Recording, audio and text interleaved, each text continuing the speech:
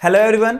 तो कैसे हो आप लोग? उम्मीद है सब अच्छे होंगे। तो आज मैं आप लोगों के लिए वो अनाउंसमेंट लेके आया हूं जिसके लिए ना बहुत सारा बच्चा काफी टाइम से, जब से आईसीएसई ने अपना सिलेबस रिवाइज किया था और फाउंडेशन प्रोग्राम चेंज करके सीएसडब्ल्यूटी प्रोग्राम किया था कि सर हम तो ऑलरेडी ग्रेजुएट हैं, हम तो ऑलरेडी पोस्ट ग्रेजुएट हैं, बट फिर भी हमें ये एंट्रेंस एलिजिबिलिटी क्राइटेरिया क्यों दिया जा रहा है। अच्छा, बच्चा ना बहुत सारा सीपीटी वाला भी पूछता था, सीए पास वाला भी पूछ रहा था, लेकिन आईसीएसई ने रिलैक्सेशन दे दी है। देखो earlier CA, I guess CA final cleared वाले को तो पहले भी थी रिलैक्सेशन, आई गेस सीए या सीएमए वालों को तो पहले भी थी, I am not sure, pretty sure, but yes under graduate post graduate वालों को कोई भी रिलैक्सेशन नहीं थी। सर आपको सीएचडब्ल्यूटी देना पड़ेगा। तो यस फाइनली आईसीएसई ने अपनी मीटिंग 277th मीटिंग जो 19th ऑफ जुलाई 2021 वाले दिन कंडक्ट की, बहुत सारे इंपॉर्टेंट डिसीजन लिए। सीएसडब्ल्यूटी वालों के लिए सीएस एग्जीक्यूटिव वाला, सर वो तो उनका कोर है, हर्ट है सीएस बेसिकली प्रोफेशनल इंस्टीट्यूट्स का, तो उनके लिए भी बहुत सारे इंपॉर्टेंट डिसीजन लिए। अब उन डिसीजंस को हमें कहां से देखना है? बच्चा ना एन नंबर ऑफ बच्चे का मेरे पास कॉल आ रहा है, मैसेजेस आ रहा है, मैंने वो क्या किया, वो स्क्रीनशॉट लेके और उसका ना अपने व्हाट्सएप स्टेटस पर फेसबुक पे डाल दिया। अब बच्चे को ना ये नहीं पता लग रहा, कोई बच्चा मेरे से पूछ रहा है सर ये क्या वैलिड है, कोई बच्चा पूछ रहा है सर मैं ऑलरेडी फीस पे कर चुका हूं। कुछ बच्चों की कॉल आई कि सर सीएचडब्ल्यूटी की फीस हम पे कर चुके हैं, अब बताओ एग्जाम हमारे अभी 10th ऑफ जुलाई वाले दिन है, अब क्या होगा। देखो बहुत सारे क्वेश्चंस आए, बहुत सारे मतलब बच्चों ने मेरे से पूछा, बट मुझे बुरा कब लगा, आप सीएस प्रोफेशनल के स्टूडेंट हो, सीएस एग्जीक्यूटिव प्रोग्राम के स्टूडेंट हो, इवन सीएस क्वालिफाइड भी हो, वो लोग भी जो मेरे फ्रेंड सर्कल्स के थे, जो मेरे फ्रेटर्निटी वाले हैं, वो पूछते हैं भाई इसका सोर्स क्या है। अब मैं उनको मतलब किसी ने लगाया तो मैंने उनसे पूछा था इसका सोर्स क्या है, उनसे सोर्स नहीं बताया गया। उनको ये नहीं पता हमारी मदर जो आईसीएसआई है, जहां से हम लोग रिकॉग्नाइज किए गए हैं, डेजिग्नेट किए जाते हैं कि सीएस मेंबरशिप नंबर मेरा ये XYZ, ये नंबर हमारा, और उनको यही नहीं पता उस वेबसाइट को विजिट कैसे करना है। तो मैं यहां कोई वेबसाइट विजिट करने के लिए आपको समझाने नहीं आया हूं, बट वो इंफॉर्मेशन बताने के लिए आया हूं, और बस एक छोटा सा आपको एक व्यू कि सर वेबसाइट पे इंपॉर्टेंट इंफॉर्मेशन हर बच्चा, हर फ्रेटर्निटी का मेंबर कहां से देखेगा। अब इधर ध्यान दो सारा बच्चा, सर मेनली जो आईसीएसआई करता है, अब बच्चा क्या करेगा या स्टूडेंट्स क्या करेंगे या प्रोफेशनल्स क्या करो, icsi.edu.in डाल लो या सिर्फ ICSI डाल लो, होम पेज आपका आ जाएगा, आप क्लिक करना। देखो लाइक दिस, आपने क्या किया, अब इसके ऊपर ICSI आप प्रेस करो, आपने ICSI डाला, बहुत सारी चीजें आएंगी, जस्ट नॉर्मल ICSI डाल दो, आपका सबसे पहला पेज ही ICSI होम आ जाएगा। डायरेक्टली आप गए, आपको इनमें कहीं नहीं जाना। जब आपको डेली डेली अमेंडमेंट्स देखनी है, नोटिफिकेशन देखनी है, सोर्स क्या है, यहां जाओ। अब सर काउंसिल की मीटिंग थी या क्या मीटिंग थी, आप तो सबसे पहले व्हाट्स न्यू, कोई भी नया आया है जो आपने कल देख लिया, उससे पहले क्या नया आया है, ये चीज आप देखोगे, न्यू न्यू न्यू। आपको क्या देखना है सर, अब हमारी मीटिंग थी तो ये कहां थी ये मीटिंग, सर जो लास्ट मीटिंग हमारी हुई है 19th जून वाले दिन हुई है। अब 19th जून में 5 मेजर बिजनेस जो उन्होंने, मेनली क्या मैं बोल दूं, is a summary of the meeting, जो काउंसिल मेंबर की 277th मीटिंग हुई 19th जून वाले दिन, जो मीटिंग हुई है उसकी समरी उन लोगों ने 21st जून वाले दिन लॉन्च की। अब देखो मैंने यहां से डाउनलोड नहीं कर पाऊं, मतलब यहां पे इस पे मैं कुछ लिख नहीं पाऊंगा, तो मैंने आप लोगों के लिए ना पहले से ऑलरेडी इसको डाउनलोड करके रखा है। इधर ध्यान दो, सारा बच्चा इधर ध्यान देगा, मैंने सोर्स दिखा दिया कहां से किया है। अब देखो इधर सर बोला क्या गया है, 21 जून, मेनली क्या बोला है सर, 21 जून वाले दिन, आई गेस फाइल में issue, wait for a while, मैं दोबारा ओपन कर देता हूं इसको, कोई टेंशन वाली बात ही नहीं है। इधर ध्यान दो सारा बच्चा, सर जो 21 जून वाले दिन ये आईसीएसआई ने अपनी मीटिंग का एक तरह से बोल सकता हूं समरी लॉन्च की, और उसमें ना कुछ 5 डिसीजन लिए हैं जो हेल्ड हुई थी 19th को, और फटाफट से देख लेते हैं सर 277th मीटिंग में क्या हुआ।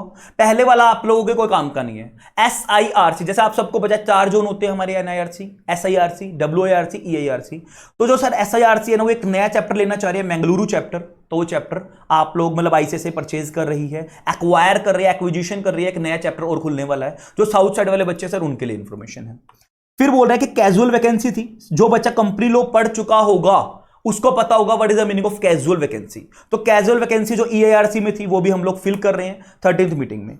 अब सर और आईसीएसआई क्या लेके आई है अपना, आईसीएसआई अपना एक इंपॉर्टेंट डिसीजन लेके आई है, इधर ध्यान दो, बहुत इंपॉर्टेंट है, और आईसीएसआई बोलती है हम आपको हेल्प करेंगे जिनको बेसिकली जिनकी फैमिली में किसी को कोरोना हुआ था, कोविड-19, कब से कब तक, 1 अप्रैल 2021 टू 31 मार्च 2022 तक, जिसकी फैमिली में, किसी भी बच्चे की फैमिली में, अगर किसी भी पर्सन की फैमिली में अगर कोविड हुआ था, कोविड-19 हुआ था सर, और उसके पेरेंट्स की डेथ हो गई, लीगल हायर्स की डेथ हो गई, या एडोप्टेड, मतलब आपके ऑलरेडी कोई पेरेंट्स नहीं थे और आपको अडॉप्ट किया था और उनकी किसी की डेथ हो जाती है ड्यू टू कोविड-19, तो आपको आईसीएसआई वेवर ऑफ फीस देते हैं, जो भी आपकी रेलेवेंट फीस बनती है। अच्छा, बच्चा बोल रहा है इसका ना गलत इंटरप्रेट करके, सर प्रोफेशनल की भी होगी।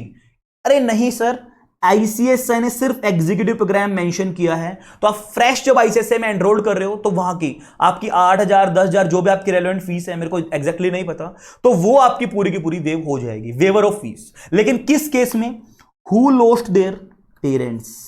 अब देखो मैं ना इस चीज को डोंट नो, अब क्या बोलूं, बच्चे ने तो बोल दो, मेरे को अभी किसी ने कुछ पूछा नहीं, बट वही जगह लो की बीइंग अ लो फैकल्टी, अब मुझे नहीं पता पेरेंट्स इंक्लूड पेरेंट और नोट। देखो S include plural, include singular और नोट। यहां जनरल क्लोजेस एक्ट या इंटरप्रिटेशन ऑफ स्टैट्यूट्स को मैं लगाऊं या ना लगाऊं, भाई मेरे अकॉर्डिंग, अब बात मान के चलो, पेरेंट्स कौन होंगे, दो हो सकते हैं, मदर, फादर। अब हो सकता है किसी के फादर एक्सपायर हो गए सर, वर्किंग है, और सिर्फ मदर रहते हैं अभी, और मदर वर्किंग नहीं है, हाउसवाइफ है, वट एवर, तो क्या फिर भी रिलैक्सेशन होगी? या पेरेंट्स का मतलब दोनों, मॉम डैड दोनों, तो तब रिलैक्सेशन होगी। देखो क्वेश्चन है, अब पता नहीं आईसीएसआई क्लियर करेगा तो करेगा, या फिर अगर इसको हम मतलब लीनियंट मान के चले, तो मेरे अकॉर्डिंग तो सर ये लीनियंट तो यही रहेगा कि सर अगर कोई भी पेरेंट्स अगर एक्सपायर हो जाए तो मिलनी चाहिए फीस, या फिर अगर रीजनेबल अगर इंटरप्रिटेशन करें तो सर जो भी वर्किंग है, जिस पे भी हमारी पूरी फैमिली डिपेंडेंट थी, अगर उस एक काम करने वाले बंदे की, अगर पर्सन की अगर डेथ हो जाए तो होगा। मेरे अकॉर्डिंग तो सर यही इंटरप्रिटेशन होनी चाहिए। लीगल गार्जियन फिर वर्ड लिखा है, एडॉप्टेड पेरेंट्स, अब देखते हैं सर, मेरे अकॉर्डिंग कोई भी एक हो जाए तो होना चाहिए, पेरेंट्स का मतलब कोई एक, मॉम या डैड वट एवर, तो आपको फीस मिलेगी माफ। पहला पॉइंट आप सब बच्चों को समझ में आया। सेकंड सर, बहुत बंपर अनाउंसमेंट लेके आए हैं, और क्या बोला है सर, जो अब तक आप लोग अंडर ग्रेजुएट स्टूडेंट, लेकिन अंडर ग्रेजुएट को लेके ना कंडीशन लगाई है, और जो पोस्ट ग्रेजुएट बच्चा है सर, जो बच्चा अब तक जिनको पहले CSWT पेपर देना पड़ता था, वो सारे बच्चों का, वो सारे स्टूडेंट्स का सर, अब जिनके भी 50% मार्क्स आए ना, जो ग्रेजुएट्स हैं, मतलब अंडर ग्रेजुएट बोल सकते हैं, जिन्होंने बीकॉम की है, BBA की है, BCA BSc की है, BCA की है, जो अंडर ग्रेजुएट हैं, और उनको 50% नंबर अगर उनके आए हैं ऑथोराइज्ड रिकॉग्नाइज्ड यूनिवर्सिटी से, जो UGC, एक होता है यूनिवर्सिटी ग्रांट कमीशन, यूजीसी के अंदर जो रजिस्टर्ड है यूनिवर्सिटीज, जो वहां उनकी लिस्ट है एक पूरी की पूरी, जाके कभी देखोगे तो वहां जो उन यूनिवर्सिटीज की लिस्ट में आता है, और उस बच्चे के अंडर ग्रेजुएट के अंदर बेसिकली 50% अगर उसने मार्क्स स्कोर किए हैं, तो सर आपको CSWT करने की रिक्वायरमेंट नहीं है।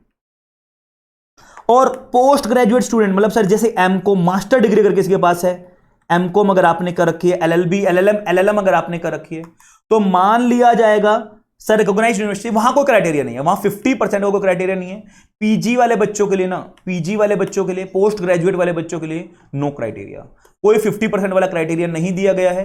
तो आपको, लेकिन एक कंडीशन लगाई गई है, by payment of examination fees.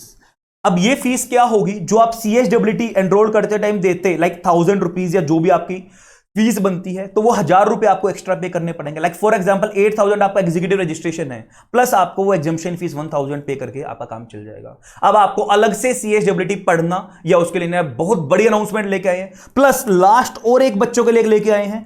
Sir ध्यान से देखो एक बार इस चीज को, आईसीएसए ने क्या किया है, हम है ना और आगे बढ़ रहे हैं उन यूनिवर्सिटीज की तरफ, उन इंस्टीट्यूशंस की तरफ जो हमारे साथ एकेडमिकली जुड़े हैं, जो हमारे साथ एकेडमिकली कनेक्टेड हैं। अप्रूवल किया, उन्होंने कंसेंट पेपर दिया था सर, एक कंसेंट पेपर मतलब सर हम चाहते हैं, सो उस कंसेंट पेपर को हमने आईसीएसआई ने अपनी इस मीटिंग में 277th मीटिंग के अंदर अप्रूव किया है। Approval of the consent paper regarding किस चीज का कंसेंट पेपर था, लाइक अ बिल एक कंसेंट पेपर दिया है। किस चीज का था सर, हम अपनी नॉलेज को, अपने सपोर्ट को किनको देना चाहते हैं, स्किल डेवलपमेंट और स्किल डेवलपमेंट करेंगे उन बच्चों का भी जो यूनिवर्सिटीज के स्टूडेंट हैं, जो सर अभी कर रहे हैं ग्रेजुएशन। मैंने बोला था ना, अभी जो कर रहे हैं, अंडर ग्रेजुएशन है, अंडर पोस्ट ग्रेजुएशन है, उनके लिए भी। जो क्वालिफाइड हुए हैं तो वहां आ जाओ सर। अगर जो कर रहे हैं और जिनको सीएस नहीं भी करनी है सर, हम आपके लिए फुल टाइम सर्टिफिकेट कोर्स और शॉर्ट टाइम सर्टिफिकेट कोर्स लाने वाले हैं, ला चुके हैं। कभी कंसेंट पेपर पे साइन हुआ है, कंसेंट आई है। हम बहुत जल्दी आप लोगों के लिए कोर्सेज लॉन्च करने वाले हैं। Full time certification course, short time certification course आप लोगों के लिए लेके आने वाले हैं। तो हमारा सीएस इंस्टीट्यूट अब हर फील्ड में, अब हम बोल सकते हैं सर, बहुत तेजी से आगे बढ़ रहा है। बहुत मतलब मैं बोल रहा हूं बहुत एफर्ट कर रहे हैं। जो हमारी काउंसिल है बहुत ज्यादा तेजी से आगे बढ़ रही है और बहुत बच्चों के बारे में सोच रही है। देन फिर आईसीएसई ने इस चीज को क्लियर किया, थोड़ा सा इस पॉइंट को ही थोड़ा सा वास्ट किया। देन उसके बाद आईसीएसई ने क्या किया, जैसे मैंने आपको समझाया। फिर आईसीएसई आप लोगों के लिए क्या किया, ये अनाउंसमेंट के बाद व्हाट्स न्यू के अंदर आप जाओ, व्हाट्स न्यू के अंदर जाओ, एंड देन आईसीएसई ने 23 वाले दिन अनाउंसमेंट ग्रांटिंग, देखो फिर वहां के बाद आप सब लोगों के लिए जो प्रेस एक तरह से नोटिफिकेशन निकाली आईसीएसई ने, फिर ये निकाली और फिर बोला गया कि सर हम एग्जामिशन दे रहे हैं। ये मैंने डाउनलोड करके आप लोगों के लिए पहले से रख रखी है, सो दैट कि मैं इस पे मार्क कर पाऊं।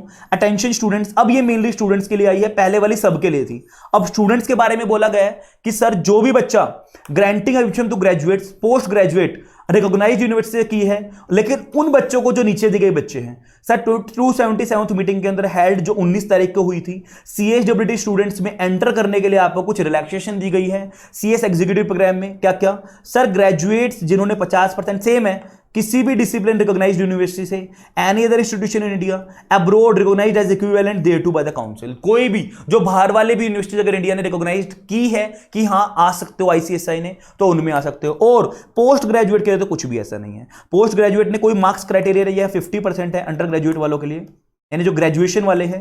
पीजी वालों के लिए कुछ भी नहीं है। तो आप लोग कहीं से भी इक्विवेलेंट काउंसिल मेंबर, जो भी डिग्री मतलब अप्रूव्ड है यूनिवर्सिटीज आईसीएसई ने की है, वहां आप आ सकते हो। लेकिन सर आपको एग्जामिशन तभी मिलेगी on the base of above qualification आपने की है। Such students shall be required to pay applicable exemption fees, like sir for example 1000 rupees जो सीएसईटी में एनरोलमेंट फीस है वो तो आपको पे करनी पड़ेगी, मतलब वो तो आपको मतलब आईसीएसई के खाते में देना ही पड़ेगा। ठीक है। The above revised admission criteria for the CSWT and CS executive programme कब से इफेक्ट में हुआ है, ये बात ध्यान रखना। सर जो बच्चा अब एनरोल कर रहा है, मेरी तो इंटरप्रिटेशन यही है, अब ऑल्दो आईसीएसई आपको बताएगा कि जो बच्चा पे कर चुका है, जिसका एग्जाम अभी 10 जुलाई को है, क्या उसके ऊपर लगेगा या नहीं लगेगा? मुझे लगता है सर नहीं लगना चाहिए, क्योंकि आईसीएसई ने बोला ये इफेक्ट में कब से आया है, 20 जून मीटिंग के नेक्स्ट डे से। प्रोस्पेक्टिव इफेक्ट बोला है सर, रेट्रोस्पेक्टिव इफेक्ट नहीं बोला गया है। तो अब के बाद से रेट्रोस्पेक्टिव नहीं है। मुझे लगता है उन बच्चों को पे करना, उन बच्चों का एग्जाम देना पड़ेगा जो ऑलरेडी एनरोल्ड है। मुझे लगता है, प्लीज इस चीज को ना रूल ऑफ थंब मत मानना, हो सकता है आईसीएसई फर्दर और क्लैरिफिकेशन दे दे। और मैं आईसीएसई को रिक्वेस्ट भी करता हूं सर, इस पॉइंट पे क्लैरिफिकेशन करो। जो बच्चा ऑलरेडी एनरोल्ड कर चुका है और वो ग्रेजुएट है या फिर पोस्ट ग्रेजुएट है तो जिसके सर 50% अबव मार्क्स हैं, और वो बच्चा एक बार फी पे कर चुका है, और मान लो सर वो बच्चा अब चाहता है कि मैं डायरेक्ट एग्जीक्यूटिव में एडमिशन करूं, तो उनके लिए भी क्लियर कर दो। प्लस अगर वो बच्चा रह जाता है अभी 10 जुलाई वाले दिन, रह चुका है पास्ट में, या रह चुका है जो भी रिजल्ट आया था मई में उसमें रह चुका है, या फिर रहने वाला है, रह जाएगा, या नहीं देना चाहता विलिंगली, तो अब उन बच्चों के लिए भी सर आप थोड़ी सी क्लैरिफिकेशन कर दो कि उनका क्या करना है। हमें उन बच्चों को दोबारा फीस पे करनी पड़ेगी या फिर दोबारा पास करना ही पड़ेगा, तभी आप आगे बढ़ोगे, क्या करना पड़ेगा? तो small request to ICSE from my side, from CS Ankush Bansal side, sir इस चीज को क्लियर कर दो आप प्लीज, रिक्वेस्ट है। और कि सर क्या करना है, जो ऑलरेडी दे चुके हैं रह गए हैं, जो भी देने वाले हैं, या जो सर देना नहीं चाह रहे फीस पे कर दी है, या फिर दे के सर उनका फ्यूचर में फेल हो जाएंगे, तो उनको क्या करना है, उनके लिए क्लैरिफिकेशन। एक दूसरी क्लैरिफिकेशन सर ये पेरेंट्स वाली बात की, और मुझे जो लगता है हो सकता है आप लोगों के लिए मतलब एक नॉर्मल सा पॉइंट हो, but being a low student, being a low teacher, being a low faculty, मुझे पर्सनली लगता है पेरेंट्स प्लूरल इंक्लूड सिंगुलर। अब मुझे नहीं पता सर, प्लीज आप इसकी भी एक्सप्लेनेशन दे दो। हो सकता है बच्चे को फ्यूचर में, हाइपोथेटिकल है, मान लो क्या पता आपके पास केस आ भी चुका हो सकता है फ्यूचर में कभी किसी को प्रॉब्लम आए, तो हम एम्बिगुअस ड्राफ्टिंग ना करें, उसको क्लियर ड्राफ्टिंग करके चलो। तो मुझे लगता है सर, मुझे पर्सनली लगता है कि सर इस चीज को क्लियर कर दो आप, ये क्लियर हो जाएगा, वेगनेस नहीं रहेगी। तो एक पॉइंट है जो बहुत सारे बच्चों को आ रहा है, उन्हीं की रिक्वेस्ट लेके मैं आपके पास आया हूं। ठीक है जी, चलो जी, बाय बाय, फिर मिलते हैं अपनी नेक्स्ट वीडियो में, जो बहुत और इंपॉर्टेंट होने वाला आप लोगों के लिए। मैं टाइम टू टाइम आप लोगों के लिए अपडेशन करता रहूंगा। सो प्लीज चैनल को सब्सक्राइब करना, लाइक करना मत भूलना, और बेल आइकन तो जरूर प्रेस कर दो, क्योंकि जब सबसे पहले नोटिफिकेशन आपके पास तभी पहुंचेगी जब आप बेल आइकन को प्रेस करोगे। चलो जी, मिलते हैं नेक्स्ट वीडियो में, बाय बाय, टेक केयर, जय हिंद।